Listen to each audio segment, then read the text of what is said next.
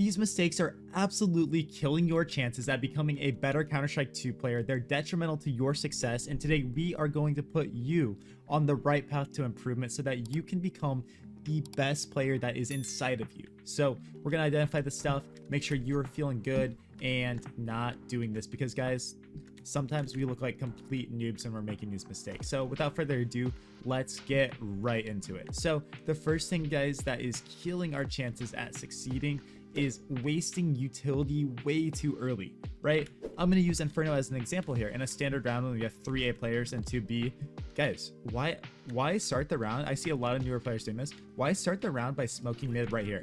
What are we doing? We're just telling the team, hey guys, like, we're smoking brackets off. You can have all of this space up here, right? Because one thing you might see is the CT throwing this smoke and you're like, well, Kojo, the CTs are wasting this smoke at the beginning of the round. I see pros throw that, right? Well, why are they throwing this one? Because now the T's have to sit here and be like, dude, like, shoot, they could be pushing through this. They could be pushing alt mid, nading behind it. A strat you might see is that smoke and nade behind with double nade. Okay, well, don't chunk it into that, but do that. But yeah, don't waste your util too early. Too many players, including myself, I've ran into this mistake. Maybe not that bad, right? But we'll use our smoke. You know, we'll blow this open early to like try to pick someone off, and then we're flashing too. Like as that's fading, we're throwing a molly into boiler. And guys, it's 15 seconds in the round, and we have nothing left on our belt. This is detrimental because not only does it tell the other team, hey, we're scared of you coming to this area, and now we have no nades. Guys, it also is just a waste of money, right? You're just using utility to use it. So as soon as you can start productively using utility and using it sometimes as a reaction, right? Like instead of smoking mid off the rip, what if instead when they're throwing that arch smoke and it's landing through the air, their arch smoke lands like this, and then like a little bit through that smoke, we throw our own, right? We throw our own into brackets while we have a teammate still up here, right? He's like, oh bro, nobody's through brackets. So now we just threw our smoke and we can slide through theirs, right? And look, theirs is gonna fade before ours, and we still have this control. So we could slide through while, you know, our smoke is still up, like this, boom. And then as theirs is fading, we can actually just go right back to arch. But we win the utility battle this way because our smoke is up later than theirs. So their $300 smoke, worse than ours. So think about the game like this, and same thing with the utility all across the board. Why are we flashing, right? Like, are we just throwing flashes to throw them? Like, if our teammate's already in banana and we're just flashing here and flashing, like what are we doing, right? Have a purpose behind all this utility, and you will improve. Now, guys, I want you to have a purpose when you're getting Counter-Strike 2 skins as well. Stop opening cases and instead check out my sponsor of today's video. Thank you to the sponsor of today's video, Skins Monkey. They are one of the greatest and easiest to use CS2 trading sites out there. You can swap out the skins you do not like for brand new ones that are so much more fresh. Even skins that are trade locked can be secured by adding them to your backpack. The greatest thing about the site is that you can buy skins for so much cheaper with a 35% deposit bonus when you use my code KOJO. Make sure to check out the freebie section where you can get a free skin just by completing tasks. On top of the bonuses, you also get a $5 bonus when clicking the link in the description. The next mistake that is absolutely killing your chances of succeeding is not understanding crossfires, specifically on the CT side. Guys, think about like any map, right? Any map. I'm going to use Inferno as an example.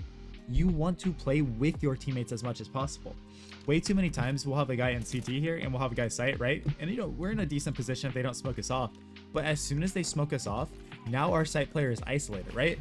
Which is not necessarily the worst thing in the world, right? But two things have to happen. If we are the CT guy and we have util, we have to disrupt their stuff some way.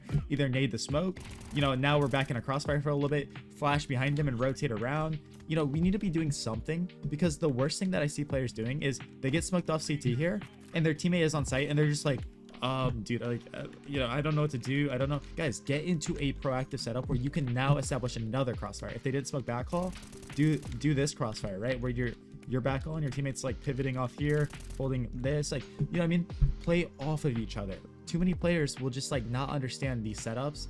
And you know, same thing with the site player, right? Now he's isolated. If they smoke off CT, he needs to not just like swing and die, right? Like if he swings and dies, now CT smoked off, they might smoke backhaul eventually, and now this guy, it's like he was never there, right? So one, if you don't have utility, you guys have to have a very solid setup. Maybe a guy coffins, like spotting, you know, seeing what's up, and maybe a guy like second or something, right? Like I don't know. You can determine the setup, and then over on A side, it's like man, like, let's take advantage of these crossfires. Have a guy in pit and have a guy sight. The sight guy cannot swing early. Like, the sight guy can't swing out here as they're running in, because then it just kills the setup, right? It just kills everything we have if we're playing this setup and he swings and dies to a guy sitting on truck here. Like, what was the point? It was like, now we're just playing 1v1s, right? But no, guys, take advantage of those 2v1s. You don't even understand how much this concept is killing you. Same thing with like Moto. Like, this guy might be Moto and he just wants to fight. Dude, did you even realize you got a teammate with a flash and pit? These are things you should be looking for before the round starts, so your teammate can flash arch and you can actually just peek with a pop flash. Like, right, like these players are running up arch, boom, like they eat a flash, they're like, oh shoot, and you get free kills. And regardless, even if you whiff, boom, now we have the freedom to run back to site and play crossfires.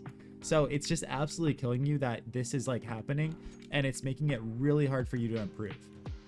Now, another thing that's making it really hard for you to get better, and you're losing a lot of games for it, you're giving way too much info, right? You're just absolutely giving too much info, especially at higher level when people can communicate better.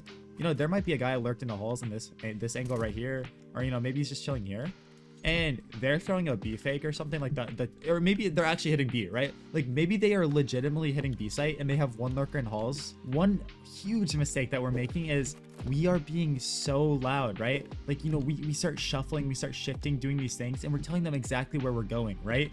You'll see high level players being very sneaky, and if they don't know like what's going on around the map, they might shift walk somewhere, right? Or if they are rotating, this goes into hand in hand. If they are going to be loud with a rotate, they're looking at the danger areas. So many players, when they rotate, what do?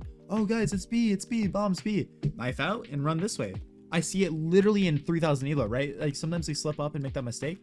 Dude, just keep your gun out. Like, you know what I mean? Like, you're the last player rotating anyways. Just keep your gun out in case the comms are bad, the info's bad, and if there's a lurk, right? And then once we get in these positions, knife out, right? Maybe pull your pistol out here just in case you got a good timing, and then knife out.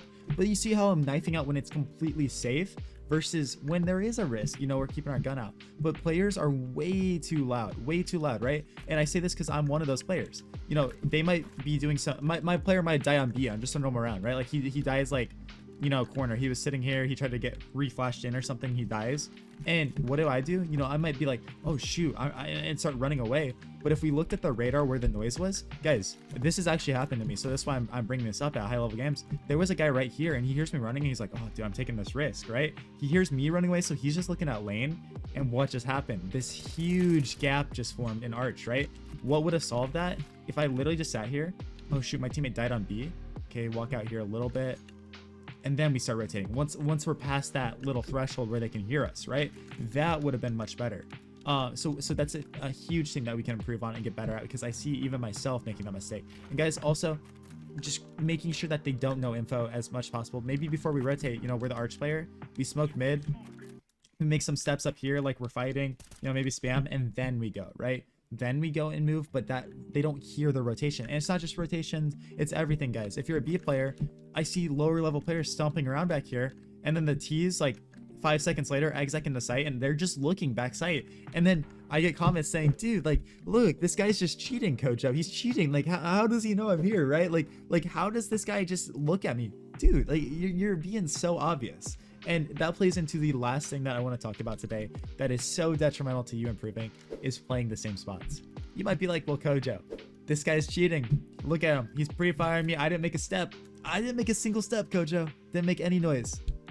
My brother, you played the same position 6 rounds in a row. You're always in this area of the map. It doesn't take a rocket scientist to know, hey, if this guy's on B, he's going to be there, right? And even at a high level, I say this because oppers, when they're not feeling comfortable, will do the same thing. Where's the opper starting every round? Arch, right? You know, for certain games, right? If you recognize something like that, dude, like all they have to do is flash you off, throw a flash, get their own op posted, and boom, now they have your op pinned down.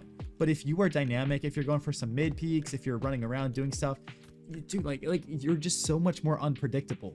Predictability is by far like the worst thing that you can do across the board in this game, on T side, on CT side. If you can give your opponents patterns to read, you are doomed. Same thing in pit. You know, one thing that we would do at high level stuff is this pit player, if we saw that this guy was just saving his smoke every round and dropping it down, but playing pit every single round, which some players will, it's a very good spot. You know what we would do? We would come out here in lane and have like 3 guys, 1 person keep their gun out, and 2 of them pull out their HEs real quick and dunk into pit, dunk pit, and kill this guy, right? Pro teams will do something like this similar, and it's like, boom, we just read you, right? We read that you're gonna sit here every single round. You don't have to do as high level stuff like that, but just identify patterns in the other team and really make sure that you're being unpredictable as possible. Make some fake sound cues, right? Maybe you want to act like you're rotating out of arc, so you make some noise just to come right back here and repeat this guy. Yeah, like we know you're coming here, right? Or you make some noise in big pit, right? Like we're running around in big pit because we know a guy's close halls, but instead we're actually going to play underneath him, and our teammate's lane, he has lane covered, and we're going to catch this guy off looking like an idiot because he's coming out here trying to punish us in pit, and boom, we're killing him from this angle. Be unpredictable, guys. But one thing I want you to be predictable with is watching all of my videos on upload. Hit that subscribe button, turn that notification on, leave a comment down below, and share this video with your friends that want to get better. I don't want to see you guys making these mistakes. I want you all to get better, so I appreciate every single one of you. Let's keep growing, let's keep learning, and let's become the best players we possibly can be. Peace out, guys. I'll catch you in tomorrow's video. Bye.